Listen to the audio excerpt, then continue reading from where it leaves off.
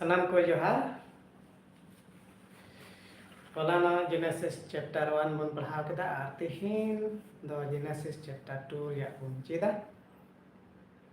और उना लहारे दिला मिटन खटो खटो सेरिंग अंजम बना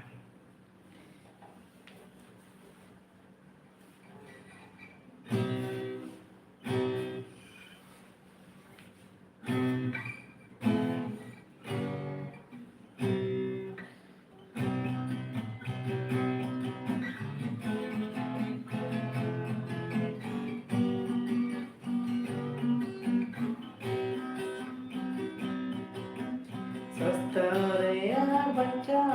का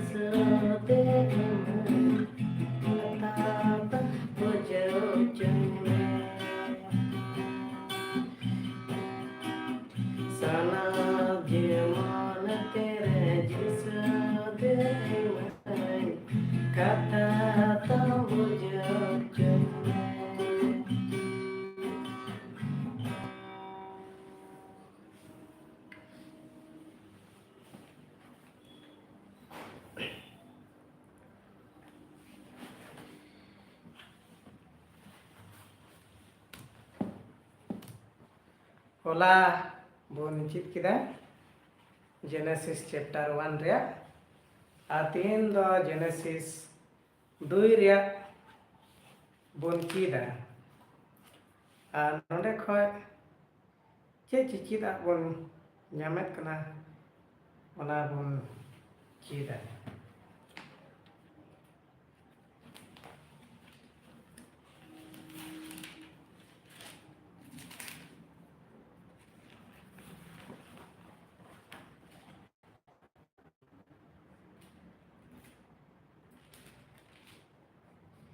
जेनेसिस रे माने दो कना एतोहब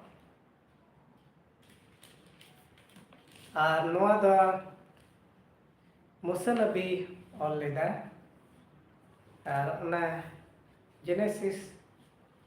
2 अध्याय पढ़ाव कना थे नोंडे मेनकना नोंकाते सेरमा और ओत दो पुरवेना और उना रेन सनाम फत को एक रे पुण्यत किदा नोंकाते सेरमा और ओत दो पुरवेना और उना सनाम फत को और इसो तो एया दिन ते आज आ कमिए सत किदा ओने ओकाटा ए कमी के और याया दिन रे दो जिरेवना आज जतो कमी खन ओना ओकाटा कमी के तो नोंडे बुन नेले कना जे इसो बातो लांगायन ते जिरेवना नोंडे मेने कना एया दिन ते सनामा कमी सत किदा इसो बा याया दिन रे चिकायना जिरेवना और इसो तो याया दिन ने भराता और आरे सनत किदा एनते इसो तो आया सिरजेव आरे बनाव के जतो कमी खन ओना दिन रे जिराना तीन बहा और मिश्रा को एतो हबरे इसो बाद चिका केदाय सिरजव केदाय नवा धरती आया मोने काटा ताहे का अंडे बुन ᱧᱟᱢᱮᱫ ᱠᱟᱱᱟ ᱡᱮ ᱩᱱᱤ ᱫᱚ ᱛᱩᱨᱩᱭᱟᱜ ᱫᱤन ᱥᱮ ᱮᱭᱟᱭᱟᱜ ᱫᱤᱱ ᱛᱮ ᱥᱟᱱᱟᱢᱟᱜ ᱮ ᱥᱤᱨᱡᱟᱹᱣ ᱠᱮᱫᱟ ᱟᱨ ᱮᱭᱟᱭᱟᱜ ᱫᱤन ᱨᱮᱫᱚᱭ ᱪᱤᱠᱟᱭᱮᱱᱟᱭ ᱡᱤᱨᱟᱹᱣᱮᱱᱟᱭ ᱱᱚᱰᱮ ᱢᱮᱱᱟᱜ ᱠᱟᱱᱟ ᱤᱥᱥᱚᱨ ᱵᱟ ᱛᱚ ᱮᱭᱟᱭᱟᱜ ᱫᱤᱱᱮ ᱪᱤᱠᱟ ᱠᱮᱫᱟᱭ ᱵᱷᱚᱨ ᱫᱟᱭ ᱟᱨᱮ ᱥᱚᱱᱚᱛ ᱠᱮᱫᱟ ᱛᱤᱦᱤᱧ ᱵᱚᱱ ᱵᱟᱰᱟᱭ ᱜᱮᱭᱟ ᱮᱭᱟᱭᱟᱜ ᱫᱤᱱ ᱫᱚ ᱚᱠᱟᱴᱟᱜ ᱠᱟᱱᱟ ᱥᱚᱱᱤᱵᱟᱨ ᱠᱟᱱᱟ और हफ्ता रे पहिल दिन दो चेक कना रविवार कना तो बोया और मिश्रा को नोंडे चिता बन ᱧᱟᱢᱮᱫ kan जे साबात रेस्ट एता में जिरा दिन दो या दिन कना एदेन भगवान अनवा के सिरमा और ओत रे अनल दो ओना किन सिरजवन हिलो रे ईश्वर सिरमा और ओते बनाव के दिन रे टंडी रे जहान पर ओत रे अवरी हुयु रे आ टंडी रे जहान आड़ा सकाम अवरी अमनो रे एनते प्रभु इस दो ओत बाय दा कावा ताहे कना आर ओत आबाद लगी चले मानवा हो बकु ताहे कना बीच कम कुहड़ा के ओत खन रकाब कान ताहे कना और ओते ओलाहने ताहे कना तो नोडे बुन नेले कना जे ईश्वर बा तीन रे सिरजव केदा उन ओक्ते दो बाय दाए कान थाना बीच कम अडी मोज दा ओत को चिका कान थाना ओलाहनो कान थाना और उनकाते ईश्वर बा का सिरजव ले ओना को अडी मोज हरियर अडी मोज चिका हुयो कान थाना उन रे प्रभु ईश्वर दो ओत रेया धुड़ी रेन मानवाय गढ़ाव किदिया और जीवन रे सहे मोरे मंगा दिया ओनाते मानवा दो जीवनी गे हुईना तो नोडे बुन नेले कना बोला बुन नेल कदा जेनेसिस 1 रे 26 आ 27 रे बुन नेल कदा ईश्वर पाई मेने कना देला बुन मानवा बुन सिरजेव को अबवा मुठनन गे और नोडे या बुन नेल कदा उन दो धुड़ी रेन मानवाय गढ़ाव किदिया और जीवन रे सहे मोरे मंगा दिया और उनकाते उनी दो जीवन अनि ए हुईना अब नवा हरम बुन नेलत कान नवा दो अबुआ तो बांग कना ईश्वर बाबा कना आलो बुन मेन इन्या हरम इन चे मेना ओना काई चिकाया यदि ओकाटा जमिन मेन ओनान जमा ओकाटा न्यून मेन ओनान न्यूया आलो बुन हुदिसा ईश्वर बानवा धरती रे तहेन भोर ईश्वर बाय एम का ओना और उनी सरहाव लगी के नवा हरमो दे चिका का तने एम का ओना दे मेने कना जहाना के पे चिकाय बांग दुपे न्ये बांग दुपे जम जेमन आपे ईश्वर बाट न पे एमाय ईश्वर बा नवाय एम का खन पढ़ावना और प्रभु ईश्वर तो पूर्व से एदेन रे भगवान रहाय किदा और ओंडे दो मानवाय दो किदिया उन्हें उनिए गढ़ाव अकादे ताहेकान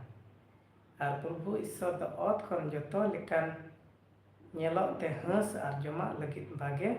दारे के अमन उचु किदा जीवन रिया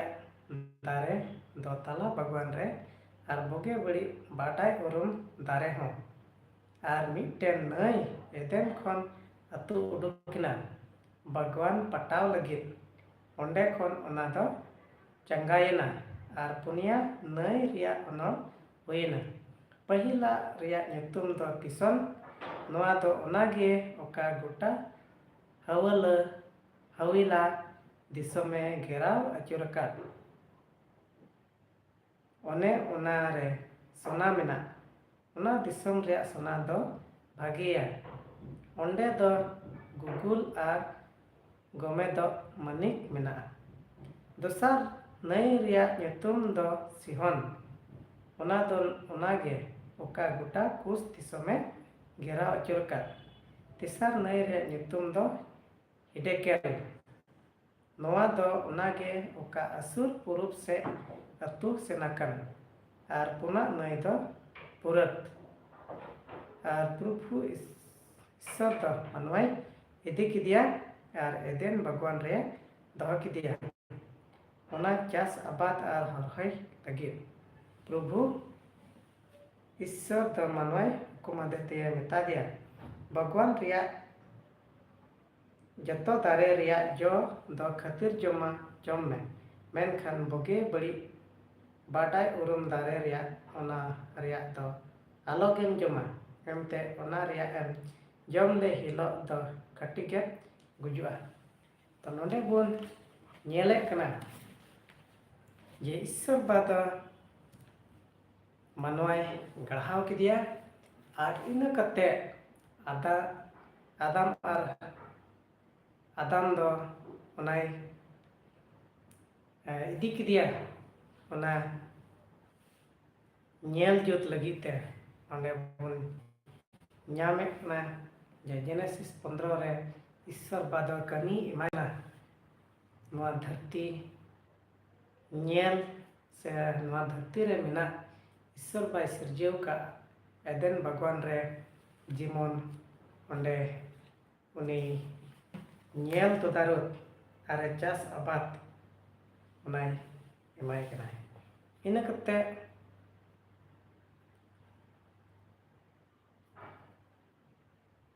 16 और 17 रे बन पढ़ाव केता ईश्वर बाद हुकुमे इमाय कना जीमन ओका को दो जम दरिया और ओका को दो बाय जम दरिया और मेताय कना जे आम ओका हिले आम जमा उन हिले खटी गेम गुजुआ ईश्वर बा तिहिन अबो ये सदर बन कना ओका को दो बन अपना दरिया कना ओका को दो अबो बाबुन अपना दरिया नोडे बन ᱧᱟᱢᱮᱫ कना ओना इयते ईश्वर बा हुकुमे दोहयत कना जीवन अबो बंचा बोन तहन बोन बड़ाया जे ईश्वर बाद ओना हुकुमे एमादी आर आदम ओना बाय पुराव ले खातिर ते अबो रे तिहिन दुख और कष्ट लड़ाई झगड़ा और फैमिली करे बेसुलुक बोहा करे बेसुलुक नवा रिया बोन ᱧᱟᱢᱮᱫ कना देला लहा से बोन पढ़ावा और प्रभु ईश्वर मेन किदा मानवा आज इसका तहन द बांग भागिया उनी लेक मिटेन गड़ो इन बनावया तो नडे नेल किदा सनामा दो भागी के थाकना मेनखा ईश्वर बा आर होय नेल उरुम किदा मानवा तहन दो बांग एकला तहन दो बांग भागिया ओना लगी ते ईश्वर बा दो गड़ोय ए चिका किदाय बिनाव लगी ए उदिस किदा खान प्रभु ईश्वर दो टंडीरन सनाम जानवर को आर चोटरन सनाम उडक को हसारने गढ़ाव केत को आर मनवा ठेने अगु केत को नवा नेल लगी चेले चेले nyutum को भला आर मनवा मिमि जीवन को जहाटा nyutum केत को ओनागे उनका nyutum दो होयना तो नोडे अडी हाहाड़ा आर अडी रस्करिया बोन नेले कना जे आदम ओका को उनको nyutum केत को ओना nyutum गे तिहिन अबो दुबुन बडाय कना ओना nyutum गे नोडे बोन ᱧᱟᱢᱮᱫ कना आर मनवा दो सनाम मिहु मेरम को आर चोटन उडक को आर टंडी रेन सनाम जानवर कोई nyutum केत को मेनखान मनवा लगी गड़ो ये दो उनी लेक चले हों बाको ñam लेना और तीन रे ईश्वर बा उनकुई मानवा ठे आगु सेटर के kwa और आदम दो उनकुई nyutum के kwa मेनखाय आदम रे गड़ोई लेक लेका चिली हाँ बाको ñam लेना और उना इयते ईश्वर बा दो चे चिकायत कना खान प्रभु ईश्वर दो मानवा रे अचेत जपित पड़ाव उचो किदा उनाते उनी दोय जपित किदा और उनिया मिटन पंजा रे उडुक किदा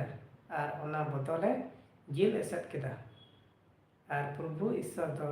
उन्हें मानवा खने उडुक के पंजा रे मिटन माजिए बेनाव किदिया और मानवा ठेने अगु किदिया खान गे मानवा मेन किदा नुई नुई नित दो इन जांग रिया जांग और इन जेल रिया जेल गे नुई दो माजिए nyumungoa ente herem kone atau uduk kena नुई दो तनडे बोन nyelek kena je tihin maji बोन nyelek को